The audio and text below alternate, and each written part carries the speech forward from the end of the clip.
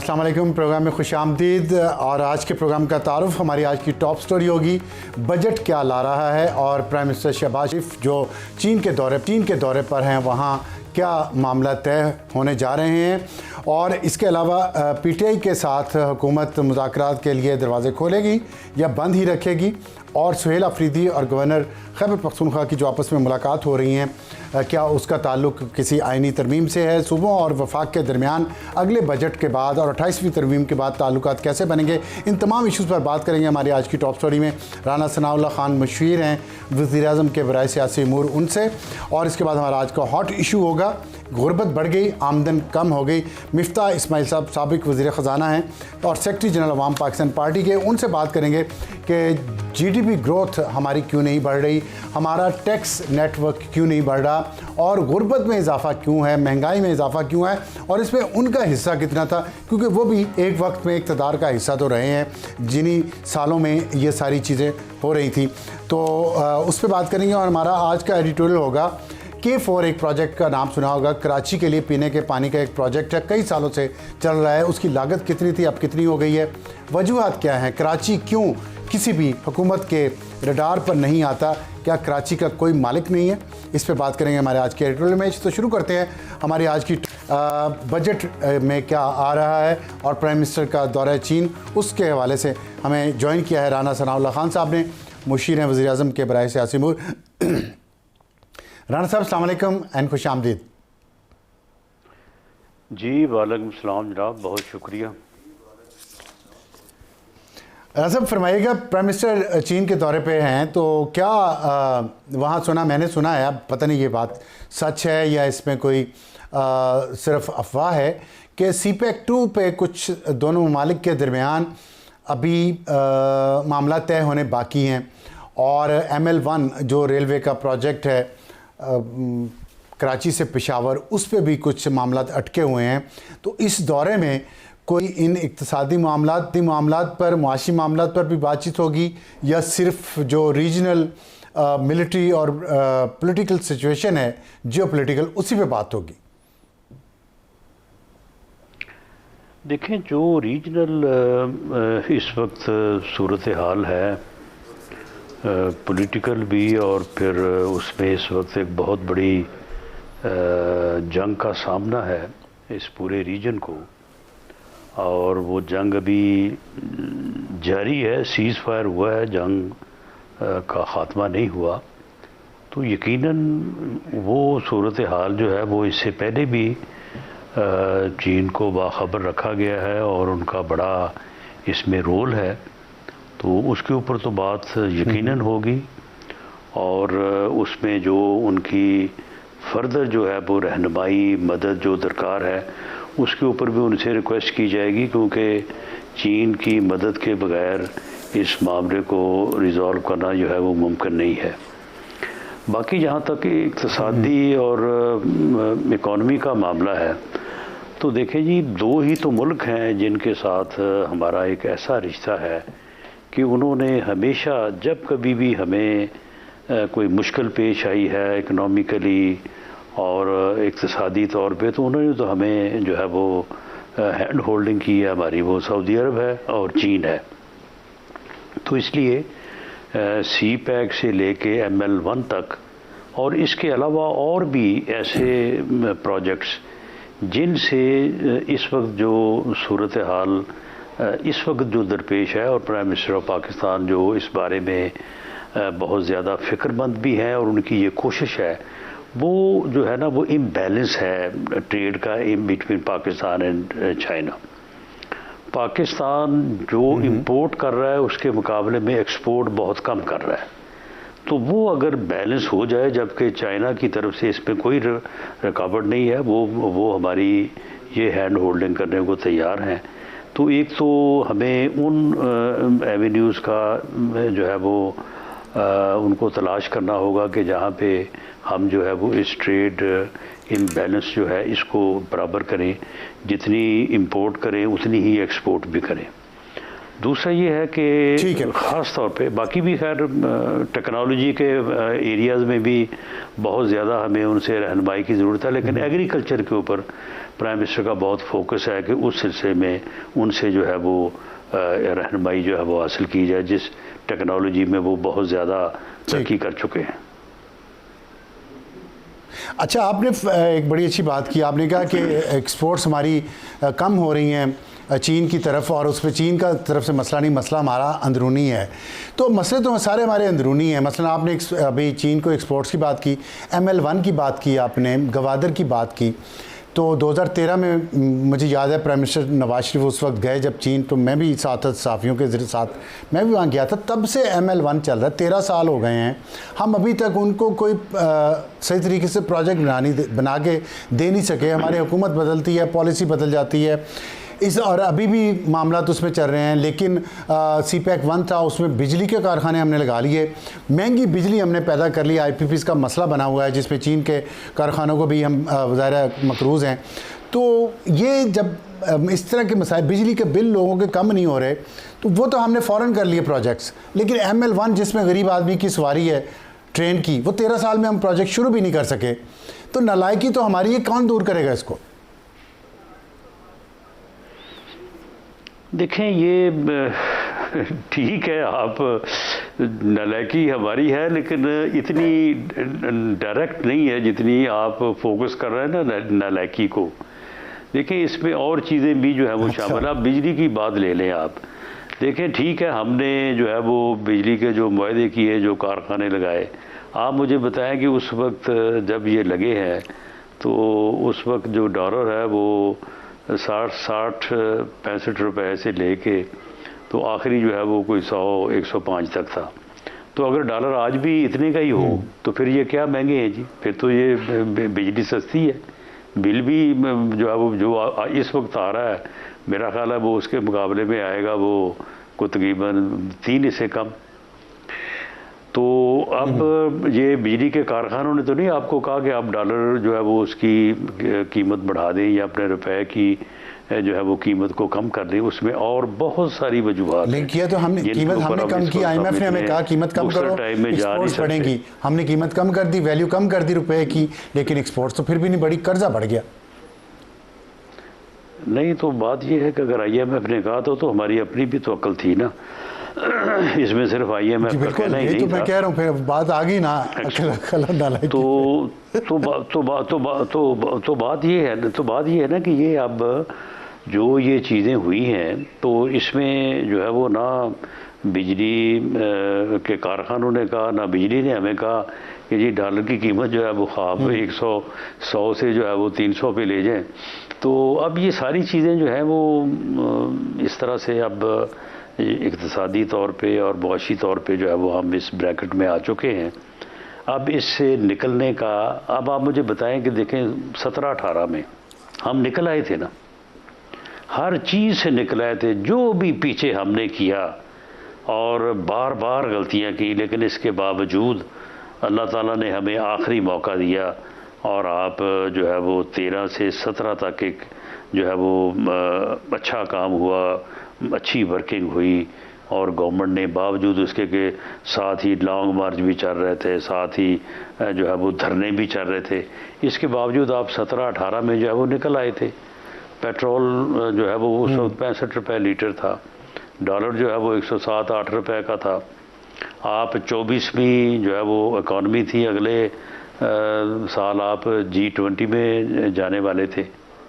तो फिर उस वक्त फिर आपने एक जो है वो ये तो चले माजी की बातें हो गई, उस प्रोजेक्ट से अब जो तक लेटेस्ट जान खबर आई है वो ये है। तो आप मुझे बताएं कि फिर किस चीज़ को जो है वो बुराई दें। ठीक है, फील्ड मार्शल साहब का जो दौरा ईरान है उसके बाद ज़ाहिर उम्मीद है कि जल्दी यहाँ ख़ित्ते में अमन आएगा। तो ख़ित्ते में अमन आने के बाद क्या हमारे ईरान के साथ जो ताल्लुकात हैं, ख़ास तौर पे हम एनर्जी डेफिशिएंट हैं, तजारत, अभी आपने एक्सपोर्ट्स चीन की तरफ बात की, एक हमसाया है, इंडिया के साथ हम तजारत कर नहीं रहे, अफ़गानिस्तान के साथ भी बंद है, तो ईरान के साथ हमारी तजारत बढ़नी नहीं चाहिए, हमें फ़ायदा होगा, एनर्जी में भी हमें फ़ायदा होगा, एक गैस पाइपलाइन का प्रोजेक्ट पड़ा हुआ है, ये सारे मामला हमें निपटाने नहीं चाहिए। अब देख रहे हैं ये, यानी एक सिंपल जिस तरह से आपने बात की, अब उसी पे हम चले जाएं। अगर ये जंग बंद हो जाती है और अल्लाह करे इंशाअल्लाह ताला होगी, और पाकिस्तान के दम कदम से होगी और हमारी अस्करी और सियासी क़यादत को अल्लाह ताला इसमें इज़्ज़त देगा। अगर ये बंद हो जाती है तो ईरान के साथ जो आपका है वो गैस का पाइपलाइन जो है वो अगर मंसूबा जो है वो मुकम्मल हो जाता है तो आपकी ये गैस है इसकी तो आधी कीमत रह जाएगी, ये शॉर्टेज जो है वो ख़त्म हो जाएगी। ये कितना बड़ा आपकी इकॉनमी को जो है वो अपना अपलिफ्ट होगा। आगे आ जाएं, पेट्रोल अगर आप ईरान से लेना शुरू कर दें तो ये पेट्रोल की कीमत भी आधी हो जाएगी। पेट्रोल की कीमत आधी हो जाएगी, हर चीज़ की कीमत आधी हो जाएगी। एनर्जी जो है ना वो तो जिस तरह से इंसानी जिस्म में खून है तो जो मार्केट है जो यानी ओवरऑल सिस्टम है उसमें एनर्जी जो है वो तो एक ब्लड की सूरत रखती है। ये ठीक हो जाएगी तो हर चीज़ जो है वो नीचे चली जाएगी। तो अब जो है ना ये अब बंद हो और उसके बाद जिस तरह से हम सोच रहे हैं इस तरह से हो तो अल्लाह ताला जो है वो बड़ा करम कर देगा। जिस तरह आप सोच रहे हैं इस तरह से अगर हो तो ये रिफ्लेक्ट होगा हमारे आने वाले बजट में भी। अगर कोई और बड़ा ब्रेक थ्रू हो जाता है और अमन आ जाता है, मुस्तकिल अमन आ जाता है, तो आप समझते हैं कि बजट में हुकूमत आवाम को कुछ रिलीफ देगी तेल की कीमतों पे, गैस की कीमतों पे, बिजली की कीमतों में? नहीं, वो तो 100% देगी। और जब भी हो गया, अब देखें बजट तो आ रहा है जून के फर्स्ट वीक में, उस वक्त तक तो ये मुमकिन नहीं होगा कि पाइपलाइन भी मुकम्मल हो जाए और पेट्रोल भी वहाँ से आना शुरू हो जाए। जी जी। लेकिन अगर ये 3 माह बाद 4 माह बाद भी होता है तो उस वक्त भी बजट को जो है वो दोबारा से जो है वो रीफ्रेम कर दिया जाएगा और रिलीफ दिया जाएगा। इस साल वैसे मियाँ शहबाज शरीफ साहब की बड़ी कोशिश थी और उसके मतलब जो है वो पूरी प्लानिंग मनसूबाबंदी भी थी कि आवाम को जो है वो उनकी सोच से बढ़ के जो है वो रिलीफ दिया जाए। लेकिन बदकिस्मती के इस जंग ने जो है वो दोबारा जो है वो इस चीज़ को रोक दिया है। अब रिलीफ तो मिलेगा ज़रूर, मिलेगा इस बजट में भी मिलेगा, लेकिन शायद उसका हुजम लेवल जो है वो थोड़ा कम हो जाए। वो रिलीफ कहाँ पे मिलेगा आवाम को बजट में? बिजली में या पेट्रोल और गैस में? देखें, ये पेट्रोल और गैस में तो ये जंग ने रोक दिया है, वरना यकीनन इसी में जो है वो मिलना था और इसी से जो है वो फ़र्क भी मेजर पड़ना था। अब इसमें ये है कि क्योंकि महंगाई इसकी वजह से बढ़ गई है तो अब लोगों को ज़राए इनकम में इजाफे के लिए टैक्सेशन में जो है वो काफ़ी रिलीफ देने का सोचा जा रहा है, कोशिश हो रही है। और इसी तरह से लोगों की तनख्वाहों में इजाफे के मतलब भी जो है वो बात चल रही है। तो फिर कारोबार में यानी जो है वो आसानी लाने के लिए फिर वो लोग जो यानी पॉवर्टी लाइन से नीचे हैं तो उनके लिए मुख्तलिफ जो है वो प्रोजेक्ट्स और मुख्तलिफ ऐसे मामला जिस तरह से ये तो कर्ज़ा हसना जो है ये हाउसिंग स्कीम के लिए वो किया गया है। तो इस तरह की सारी चीज़ें जो हैं उनके ऊपर तो बहरहाल इंशाअल्लाह ताला जो है वो अमल किया जाएगा अब भी। अच्छा, इसमें जो 200 यूनिट्स का रिलीफ ख़त्म होने की बात हो रही है, बिजली के बिल जिनके 200 यूनिट से कम होते थे वो वाकई ख़त्म किया जा रहा है? नहीं, ऐसा नहीं होगा। अच्छा, नहीं होगा ख़त्म, रिलीफ ख़त्म नहीं होगा, रिलीफ रहेगा। ये बहुत बड़ी खबर दे रहे हैं आप, ये तो बड़ी अच्छी बात है। नहीं जी, बिल्कुल, ये रिलीफ भी रहेगा और वो जो नेट मीटरिंग है वो मुआहदे जो हैं उनको भी ऑनर किया जाएगा। और आइंदा से जो मुआहदे किए गए हैं, जो इन्होंने नई पॉलिसी बनाई है, वो आइंदा के लिए अवेलेबल रहेगी। जो लोग उसकी कैलकुलेशन करें उसमें भी फ़ायदा है बहुत। यानी आगे जो आपका यानी रीपे हो जाता था साल में, वो अब 3 साल में हो जाएगा, तो उसके वो भी जारी रहेगा इंशाल्लाह। ठीक ठीक, ये तो बड़ी अच्छी आपने बात बताई है। तो इनकम आपने कहा टैक्स में रिलीफ होगा, तो इनकम टैक्स में रिलीफ होगा या सेल्स टैक्स में? नहीं, ऑल अराउंड सभी पे जो है वो काम हो रहा है। मुख्तलिफ कमेटीज टीम्स बैठी हैं और वो अपने अपने एरियाज़ में जो है वो काम करें। जो रियल इस्टेट का बिज़नेस है वो पिछले 1-2 सालों में बहुत ज़्यादा नीचे गया है, तो उसके ऊपर भी गौर व फिक्र हो रहा है कि उसको भी दोबारा जो है वो उठाया जाए। ठीक ठीक।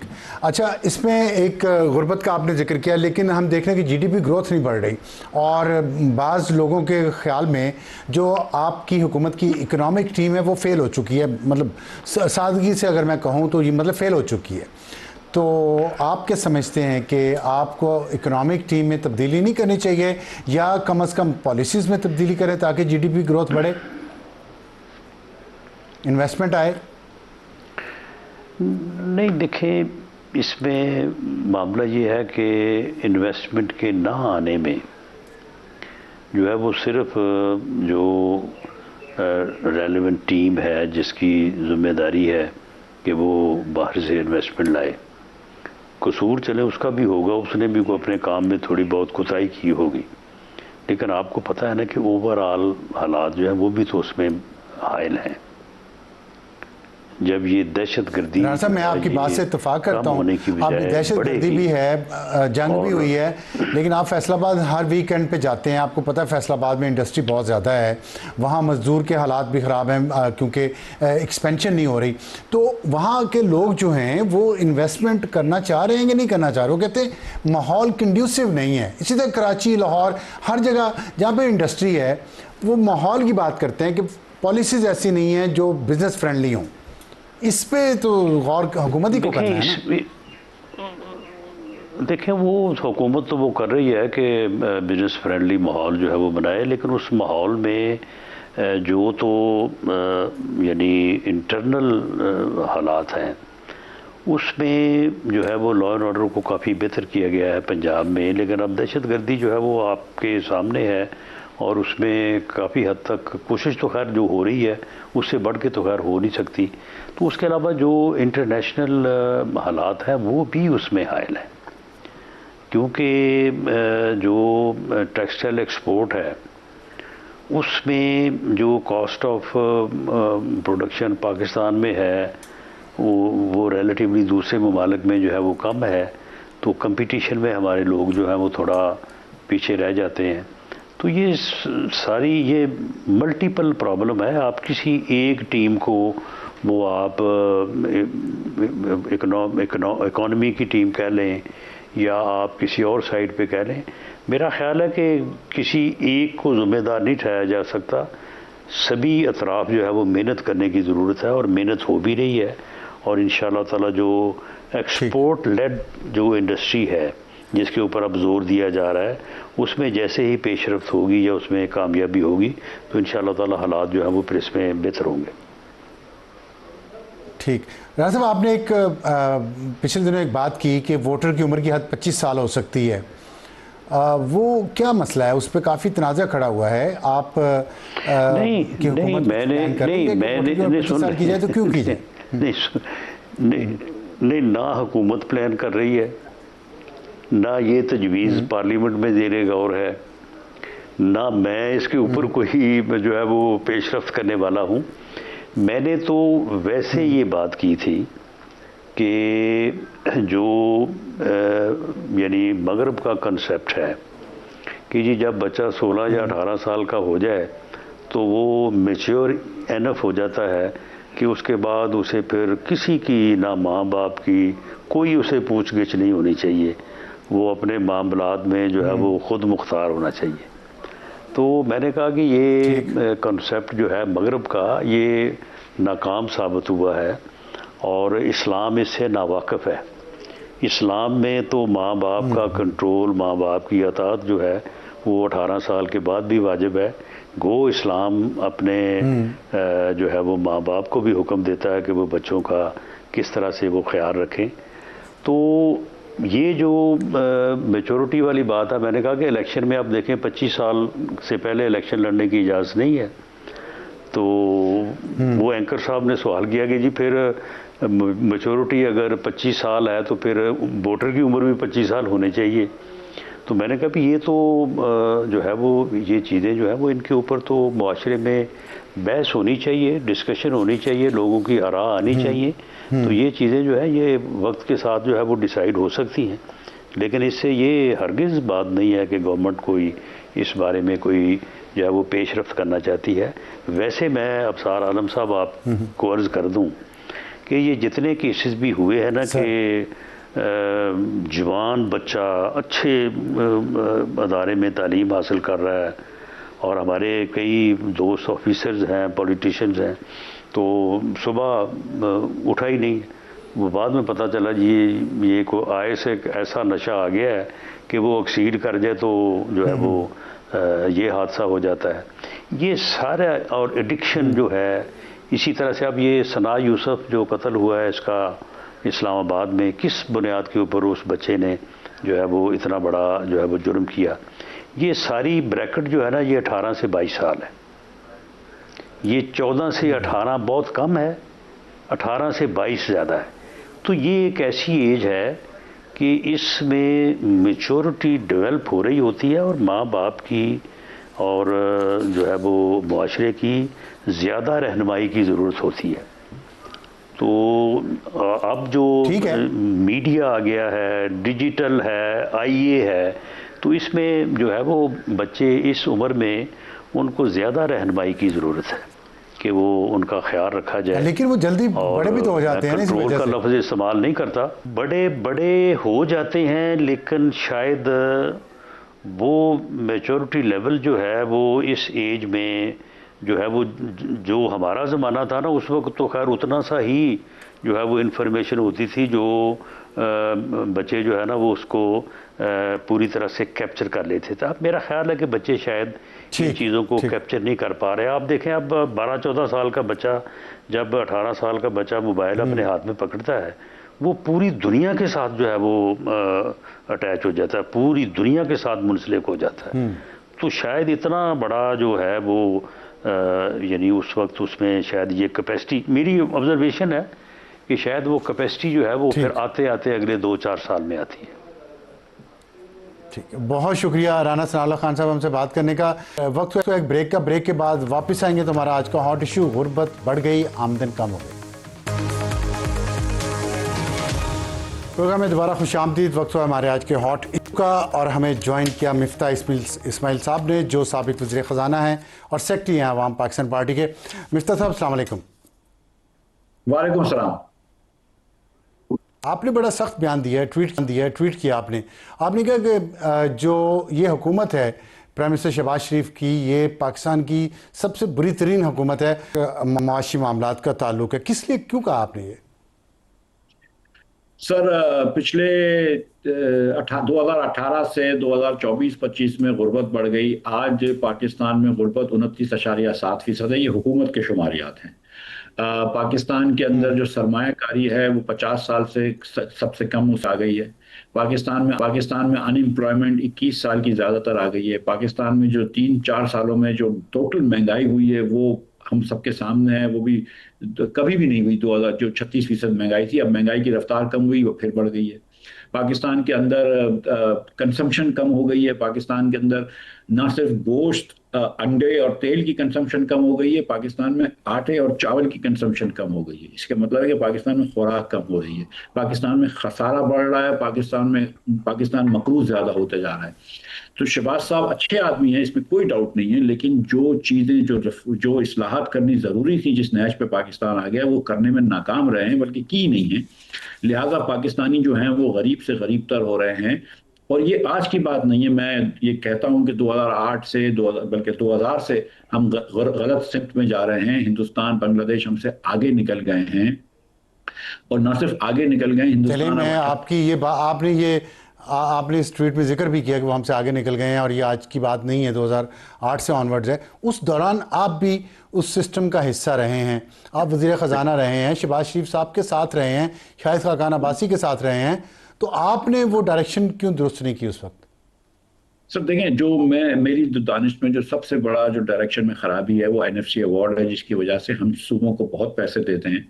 और ये सूबों को पैसे देने से ये नहीं होता कि वफाक को पैसे नहीं मिलते, वफाक के भी अखराजात जो हैं वो हर साल बढ़ते जा रहे हैं। आप देखें कि इन्फ्लेशन से ज़्यादा तेज़ी से बढ़ रहे हैं वफाक के अखराजात भी और सूबों के अखराजात भी। सूबों के अंदर तो शाही खर्चियों के एक रिकॉर्ड है, और वो पैसा जो है ना, जो मैंने अपने मजमून में भी लिखा है कि ये वफाक और सूबे की लड़ाई नहीं है, ये अवाम पाकिस्तान के अवाम की हुकूमत से लड़ाई है कि आप हर साल जो है वो लोगों के ऊपर ज्यादा टैक्स दे रहे हैं, लोगों से पैसे ले रहे हैं और हुकूमत के अखराजात कम नहीं कर रहे। जो मेरा मुकदमा है वो किसी को मतलब झूठे इल्जाम नहीं लगाता हूँ, पता नहीं ऐसी बातें नहीं करता हूँ। मेरा मुकदमा, मैं ये भी अभी आपके सामने मैंने कहा कि अच्छे आदमी है, लेकिन मेरा मुकदमा ये है कि यार आपने 4 साल के अंदर आप देखें क्या टैक्स लगाए। आपने लेवी से कितनी बढ़ा दी है, 124 रुपए आप लेवी ले रहे हैं 125 रुपए पेट्रोल के ऊपर।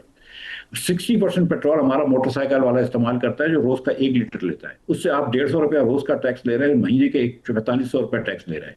लेकिन जो 20 करोड़ रुपए की 30 करोड़ रुपए की दुकान जिसकी F6 में, उससे आप 3000 रुपये महीने का टैक्स नहीं ले सकते। आप जो जिनकी अरबों रुपए की प्रॉपर्टी है लाहौर कराची में, उनसे आप टैक्स नहीं ले सकते। किसी की 1000 एकड़ की ज़रई अराजी हो, आप उससे टैक्स नहीं लेते। आपने नौकरी पेशा लोगों के ऊपर 40% टैक्स लगा रखा है। तो आपने टैक्स का बर्डन जो है वो शिफ्ट कर दिया मिडिल क्लास के ऊपर। हम किसी के ऊपर टैक्स भी नहीं लगाते, किसी को रोकते भी नहीं है ये बेईमानी करने से। हमने तो सारा के सारा जो मुल्क चलाने का जो बर्डन है वो मिडिल क्लास पे डाल रखा है। जब तक ये हम शिफ्ट नहीं करेंगे, हम कैसे आगे बढ़ेंगे? आपने क्या इस्लाहात की हैं पिछले 4 साल के अंदर?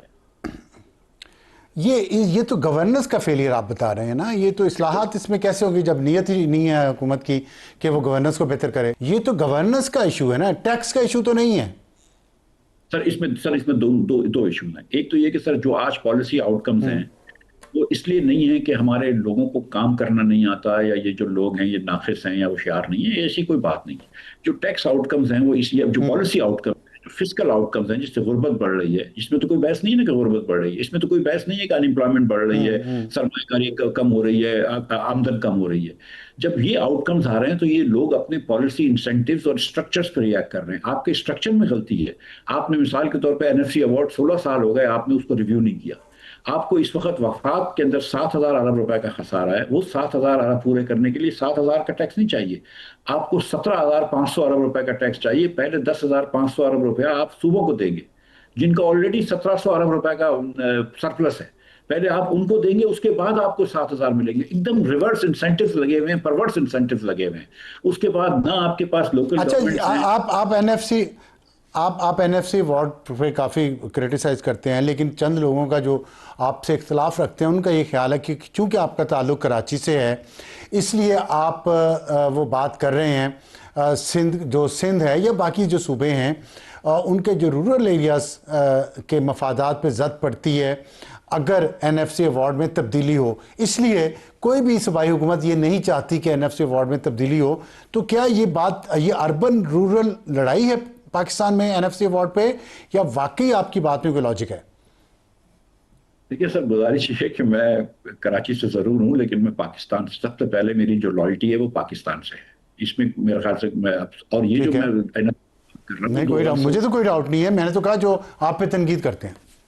2016 से मैं ये बात कर रहा हूँ, ठीक है, मैं आज से ये बात नहीं कर रहा हूँ। आप रिकॉर्ड जाके देख लीजिए, 2016 में भी मिफ्ता इस्माइल जाके ये बात करता था, जब तो किसी और को ये बात के इतना वो नहीं था शऊर जो हमने ये बातें शुरू करी थी। गुजारिश मेरी ये है कि या तो आपने सूबों को इतने पैसे दिए हो ना भाई, तो उससे हेल्थ अच्छी हो गई है, तो आप मुझे बोलेंगे देखो मिफ्ता पाकिस्तान में हेल्थ अच्छी हो गई है, बच्चों की कम हो गई है, हेपेटाइटिस फैलना कम हो गया है, HIV फैलना कम हो गया है, तो ये बात तो नहीं है। अभी आपका एग्जांपल मैं दे देता हूँ कि तौसा के अस्पताल में 300 बच्चों को HIV हो गया क्योंकि आप यूज नीडल्स इस्तेमाल कर रहे थे। या आप कहें कि देखो मिफ्ता तालीम कितनी अच्छी हो गई, कि हमारी लिटरेसी रेट बढ़ गया है, 1% बढ़ा है 18 साल में। आप ये कहें कि यार बच्चों को हम 40% बच्चा, 39% बच्चा आज स्कूल में नहीं है, तो वो भी नहीं कर सके। तो वो जो सूबे अच्छा काम नहीं कर रहे, उसके लिए हल ये नहीं है कि उनके पैसे कम कर दें, उसका हल ये कि आप लोकल गवर्नमेंट्स करें। पैसे कम करने के भी मैं नहीं कह रहा हूँ, मैं जिस तरीके से पैसे दे रहा हूँ कि हर नया आने वाला रुपए में से 60 पैसे सूबों को दे रहे हैं, वो गलत है। आप पहले 12,000 अरब में से सूबों को 60% पैसे, उसके बाद वाले पैसों से आप 80% जो है वफाक को रखिए। वफाक का 8,000 का डेफिसिट है। मुझे ये बताइए कि कौन से वालिदैन होंगे कि जो एक एक पैसे के लिए मकरूज हों और अपने बेटों को सारे पैसे दे दें? ऐसा कौन सा मुल्क है जिसमें सूबे जो है वो चल रहे हैं, प्लस हो, और वफाक जो हो जिसको हर वक्त आईएमएफ पे जाना हो, और कोई बात मैं और आप करते हैं तो वो फौरन कह देते हैं ये तो आईएमएफ ने कहा है, ये तो आईएमएफ ने कहा है, जबकि आईएमएफ ने इनको सिर्फ ये कहा है कि खसारा कम करो। आईएमएफ ये नहीं कहता है कि तुम लेवी लगा दो पेट्रोल के ऊपर। आईएमएफ ये नहीं कहता है कि आईएमएफ तो बल्कि कहता है कि तुम जरी टैक्स लगाओ। जरी टैक्स 2 साल से क्यों नहीं लगाए? अच्छा, ये जो आपने एनएफसी की बात की है, अभी जो हम सुन रहे हैं कि तब्दीली कुछ आ रही है जिसमें डेट सर्विसिंग और डिफेंस, आपने वफाक का केस लड़ रहे हैं, डेट सर्विसिंग और डिफेंस में सूबे हिस्सा डालेंगे, बेनज़ीर इनकम सपोर्ट प्रोग्राम सूबों के पास चला जाएगा, इन चीज़ों से कोई फ़र्क पड़ेगा आपके ख्याल में? पॉजिटिव असर आएगा? तक ये 60% वाला रूल खत्म नहीं होगा ना, आप एक मरतबा डेट सर्विसिंग शिफ्ट कर देंगे तो आसानी हो जाएगी, वो होगा नहीं कभी ऐसा। लेकिन ये जब तक आप ये 60% वाला रूल खत्म नहीं करेंगे ना सर, आप नहीं आगे बढ़ सकेंगे। आप देखें कि नवाज शरीफ साहब जब 97 में तो मैं कह रहा हूं कि आप पैसे कम ना करें लेकिन परसेंटेज कम कर दें, कि आने वाले जो पैसे हैं जो मजीद अभी 15,000 अरब रुपया इस साल लेंगे, 2,000 अरब रुपया लेवी में लेंगे, 17,000 अरब लेंगे, मेरा जो हिसाब है उसमें तो पैसे इनके कम नहीं हो रहे, लेकिन उसके बाद आइंदा के लिए जो पैसे ले रहे हैं वो पहले वफाक को जाएं 80%। इसमें क्या है? मतलब ये कोई सूबे के खिलाफ बात नहीं, ये कोई देहातों के खिलाफ बात नहीं है, ये तो लॉजिक की बात है। हाँ, ये फेयर इनफ। अच्छा, ये आखिर में ये बता दें कि 200 यूनिट्स का जो रिलीफ बिजली के बिलों पे दिया गया है गरीब तबके को, इसको ख़त्म करने की बात हो रही है, आपके ख्याल में ये सही फैसला होगा या गलत? सर, ये आईएमएफ से बात हो चुकी है हुकूमत की कि हुकूमत इनको सब्सिडी नहीं देगी जो गरीब लोगों को सस्ता बिजली थोड़ी सी देते हैं, बल्कि टारगेटेड सब्सिडी देगी। टारगेटेड सब्सिडीज पे तो हमें कोई बहस नहीं है, लेकिन मैं ये समझता हूँ कि आप इस बात को देखें अफसार भाई कि पिछले अप्रैल में जितनी हमने बिजली बेची है उससे हमने 2018 के अप्रैल में ज़्यादा बिजली बेची थी। आपने इस साल के अंदर जितनी बिजली बेची है 10% कम बिजली बेची है। तो मसला ये है कि आपकी बिजली की दो पॉलिसियां, आपने स्टेट आपके पावर प्लांट ज्यादा लग गए, लेकिन उसके बाद आपकी पॉलिसी गलत है। आप 47 रुपए की बिजली नहीं बेच सकते जब लोग अपने घर में 18 रुपए की बिजली बना लेते हैं, और जो आपका सबसे अच्छा कस्टमर है middle class, upper middle class, वो तो अपनी अपनी बिजली बनाना शुरू कर दी है उन्होंने। तो आप इसकी 2 पार्ट टैरिफ करें, मैं उस पर भी एक मजमून लिख, 2 पार्ट टैरिफ करें। ये खुदारा ये बिजली का सिस्टम ही पूरा उल्टा कर दिया है आपने। ठीक, बहुत शुक्रिया मिफ्ता इस्माइल साहब का। और लेकिन राना सनाउल्लाह साहब ने अभी कहा है कि ये 200 यूनिट्स का जो रिलीफ है बिजली के बिलों पे, 200 यूनिट्स से कम इस्तेमाल करने वालों पे वो रिलीफ ख़त्म हुकूमत नहीं करेगी। तो देखते हैं बजट आता है तो क्या आता है आवाम के लिए। वक्त एक ब्रेक का, ब्रेक के बाद वापस आएंगे तुम्हारा आज का एडिटोरियल। वक्त हुआ हमारे आज के एडिटोरियल का, और आज का एडिटोरियल कराची, पाकिस्तान का सबसे बड़ा शहर, लेकिन उसकी ओनरशिप कोई नहीं लेता, ना ही वहाँ के मकामी लोग, ना ही वहाँ के दूसरे सियासी जमातें। किसी सियासी जमात से आप बात कर लें, वो जिम्मेदारी किसी और सियासी जमात पर डाल देती है। जब ओनरशिप नहीं होगी किसी शहर की तो उस शहर के मसाइल कैसे हल होंगे? इसीलिए कराची पाकिस्तान का सबसे बड़ा शहर है, लेकिन मसाइल भी वहाँ सबसे ज़्यादा हैं। और सबसे बुनियादी बात, वहाँ पीने के पानी की इतनी शॉर्टेज है, और जो वाटर टैंकर माफिया है उसने पूरे कराची पे कब्जा किया हुआ है। वो कराची को पानी सप्लाई करता है, उस पर अरबों रुपयों का कारोबार होता है, और ये कई दहाइयों से जारी है। और उस पर पीने के पानी का एक प्रोजेक्ट है, K4 उसको कहते हैं। उसके बारे में हम आपको बताएंगे अपने कल के एडिटोरियल में कि कितनी करप्शन उसमें हो चुकी है और क्या वजूहात हैं कि ये पानी का बुनियादी एक जो आपका बुनियादी हक है किसी भी शहरी का किसी मुल्क में, उसमें पीने का साफ़ पानी एक बुनियादी हकूक़ में शामिल है, लेकिन वो तक कराची के लोगों को मुयस्सर नहीं। और फिर हम उम्मीद करते हैं कि दुनिया बाहर से आएगी, दुबई छोड़ के लोग कराची आएंगे और कहेंगे वाह जी वाह हम तो तरक्की कर गए। ऐसा नहीं होगा। आज के लिए इतना ही। खुदा हाफिज़ एंड गुड नाइट।